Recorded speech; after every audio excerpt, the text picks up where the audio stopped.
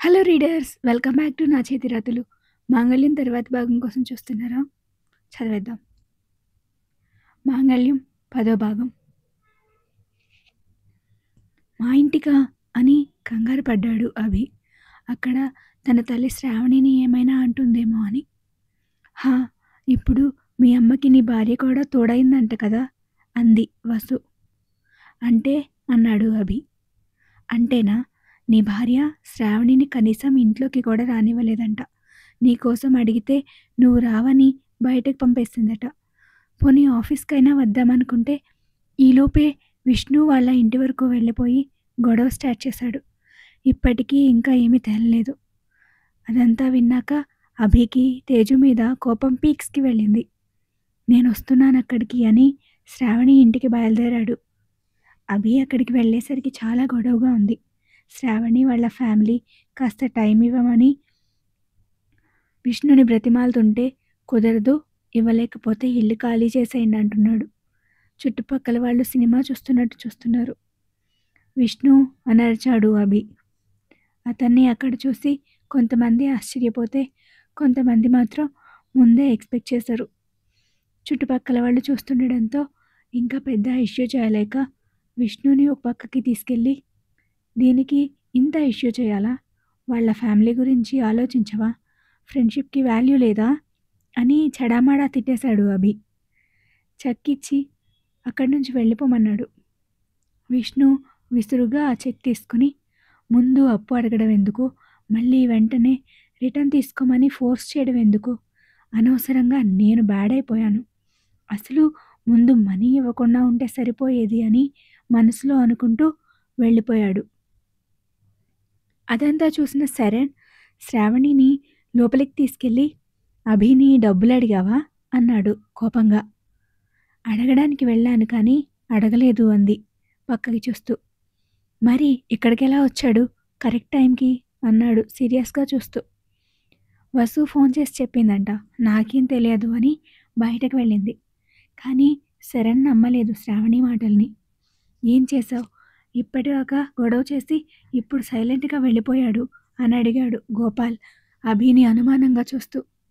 అభి శ్రావణిని చూసి తనకి మ్యాటర్ చెప్పలేదని ముందు కోపం వచ్చినా తర్వాత తన కోసం ఇదంతా అయిందని కంట్రోల్ అయ్యి, సారీ శ్రావణి, టైంకి నీకు హెల్ప్ చేయలేకపోయాను, నువ్వు ఇంటికి కాకుండా డైరెక్ట్గా ఆఫీస్కి రావాల్సింది అన్నాడు. శ్రావణి, నువ్వు వాడి ఇంటికి వెళ్ళావా కోపంగా అడిగాడు గోపాల్. వెళ్తే ఏంటి, తన నాకు కాబోయే భార్య అన్నాడు అభి. మాటలొద్దు, చేసి చూపించు అని గోపాల్ లోపలికి వెళ్ళిపోయాడు. విష్ణు అభికి కూడా ఫ్రెండే కాబట్టి నచ్చ చెప్పాడేమో అనుకున్నాడు ఆయన. అందుకే ఇంకేం అడగలేదు అంతమంది ముందు. అభి శ్రావణితో మాట్లాడుతూ ఉండగానే శరణ్ వచ్చి, నీ డబ్బులు త్వరలోనే వడ్డీతో సహా ఇచ్చేస్తాను, టైంకి హెల్ప్ చేసినందుకు థ్యాంక్స్ అని శ్రావణిని లోపలికి తీసుకెళ్ళిపోయాడు. ఇంకో మాటకి అవకాశం ఇవ్వలేదు. అక్కడంతా క్లియర్ అయ్యాక కంట్రోల్ చేసుకున్న యాంగర్ మళ్ళీ బుస్తున లేచింది అభిలో. ఇక పిచ్చి కోపంతో తేజు మీద అరవడానికి ఇంటికి బయలుదేరాడు. శ్రావణి తన రూమ్కి వెళ్ళిపోయి ప్రశాంతంగా కూర్చుంది. ఇప్పుడు అభి ఇంటికి వెళ్ళాక ఎంత గొడవ అవుతుందో ఊహిస్తుంది తను. నిజానికి తను అభి ఇంటికి వెళ్ళింది మనీ కోసం కాదు, వేరే పని మీద. అక్కడికి వెళ్ళాక తేజు బిహేవియర్ చూసి తనకి బుద్ధి చెప్పాలని ఇదంతా క్రియేట్ చేసింది. జాబ్ రిజైన్ కోసం విష్ణు దగ్గర మనీ తీసుకోవడం నిజమే కానీ విష్ణు ఇప్పుడు కావాలని అడగలేదు. అప్పటికప్పుడు ఫోన్ చేసి ఇప్పుడు తను చెప్పినట్టు చేయకపోతే ఇక తన డబ్బుల గురించి మర్చిపోమని బెదిరించింది శ్రావణి. ఫ్రెండే కదా అని ఎలాంటి రాతపూర్వక హామీలు లేకుండా మాట మీద మాత్రమే అప్పు ఇవ్వడంతో విష్ణుకి ఇంకో ఆప్షన్ లేకపోయింది. దాని ఫలితమే ఇదంతా. అభి ఇంటికి వెళ్ళేసరికి హాల్లోనే ఉన్నారు మాలిని, తేజు, లక్ష్మి. పెద్ద పెద్ద అడుగులు వేసుకుంటూ తేజు దగ్గరికి వెళ్ళి చెయ్యి పట్టుకొని గుంజినట్టు లేపాడు అభి. శ్రావణిని ఏమన్నావు అని అడిగాడు తేజుని తీక్షణంగా చూస్తూ. చెయ్యి వదిలించుకుని నేనేమన్నాను అంది. తను నా కోసం ఇంటికొస్తే లోపలికి కూడా రానివ్వలేదట, బయటికి పంపేశావట. నేను రానిచ్చేదేంటి, పిలవకపోయినా సిగ్గు లేకుండా తనే లోపలికి వచ్చింది. ఏయ్, నువ్వెవరే అసలు తనని లోపలికి రానికపోవడానికి, బయటకి పంపడానికి అన్నాడు కళ్ళెర్ర చేసి. తనెవరు అంత హక్కుగా ఇంట్లోకి రావడానికి అని అడిగింది తేజు. నాకు కాబోయే భార్య. మరి నేనెవరో? నువ్వెవరైనా నాకు సంబంధించిన మనిషివైతే మాత్రం కాదు. అలా అనుకున్నప్పుడు ఏ హక్కుతో నన్ను ఇలా క్వశ్చన్ చేస్తున్నావు? నువ్వు ఎవరైనా నా ఇంట్లో ఉన్నావు. నా ఇంట్లో ఉన్నప్పుడు నేను చెప్పినట్టే వినాలి. అభి మాటి మాటికి నా ఇల్లు, నా ఇల్లు అంటుంటే నచ్చక మొహం పక్కకి తిప్పుకుంది తేజు. అడుగుతుంది నిన్నే.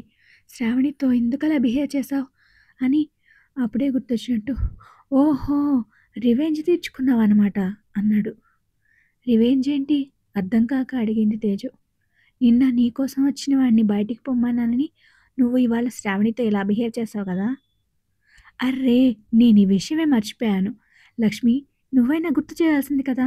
నిన్న ఈయన అన్న మాటని ఇవాళ నేను నిజం చేసేదాన్ని. మెడబట్టి బయటకు గెంటేదాన్ని అంది తేజు.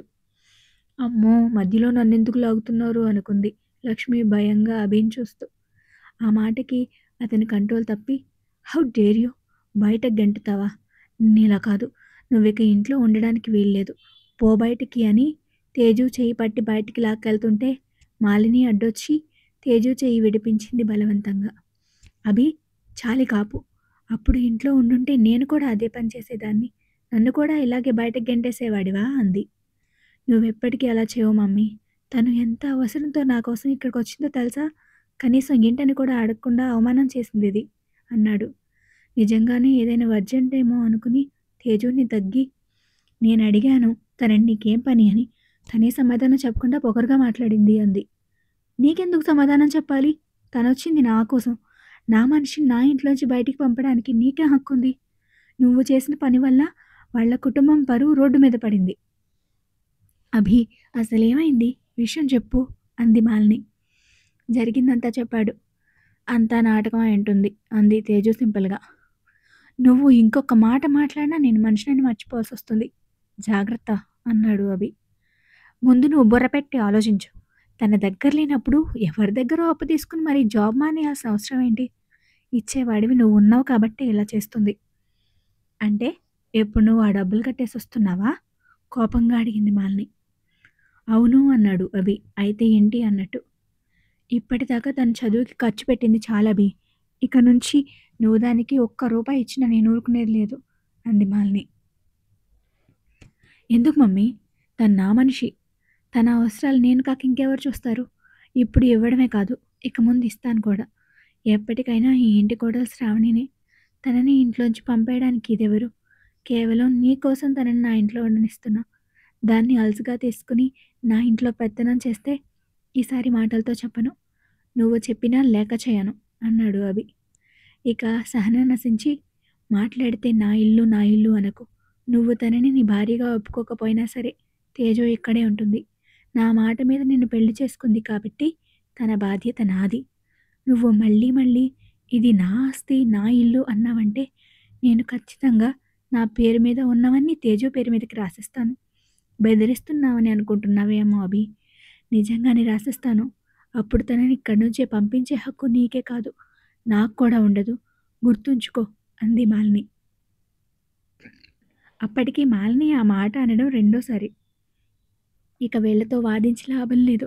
ఏం చేయాలో అదే చేస్తాను అనుకుని కోపంగా బయటికెళ్ళిపోయాడు అభి. ఈరోజు ఈ తలనొప్పి ఏంటో, అది వాడి జీవితం నుంచి ఎప్పుడు పోతుందో అప్పుడు కానీ ప్రశాంతత రాదు అనుకుంది మాలిని. తేజు మాలిని మీద కోపంతో సాయంత్రం అనగా వెళ్ళిన అభి లేట్ నైట్ అయినా ఇంటికి రాలేదు. మాలిని చాలాసేపు అభి కోసం ఎదురుచూశారు.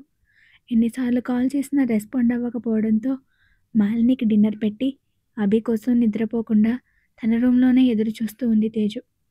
అర్ధరాత్రి అవుతుండగా వచ్చాడు అభి. లక్ష్మి వెళ్ళి తలుపు తీసింది. కాలింగ్ బెల్ సౌండ్కి తన రూమ్ డోర్ దగ్గరికి వచ్చి మెయిన్ డోర్ వైపు చూసింది తేజు. అభిని అతని అసిస్టెంట్ తీసుకొచ్చాడు. లక్ష్మికి చెప్పి అతను వెళ్ళిపోయాడు. అభి నడకను చూసి షాక్ అయింది తేజు. బాగా తూలుతూ నడుస్తున్నాడు. అదండి మాంగళ్యం పదభాగం. ఇప్పుడు మీకు స్టోరీలో ఏ క్యారెక్టర్ ఏంటి అని కొంచెం క్లారిటీ వచ్చిందని అనుకుంటున్నాను. తర్వాత భాగం కోసం వెయిట్ చేస్తూ ఉండండి. స్టోరీ నచ్చితే తప్పకుండా సబ్స్క్రైబ్ చేయండి. అలాగే స్టోరీని మీ ఫ్రెండ్స్కి షేర్ చేయండి. Thank you for watching.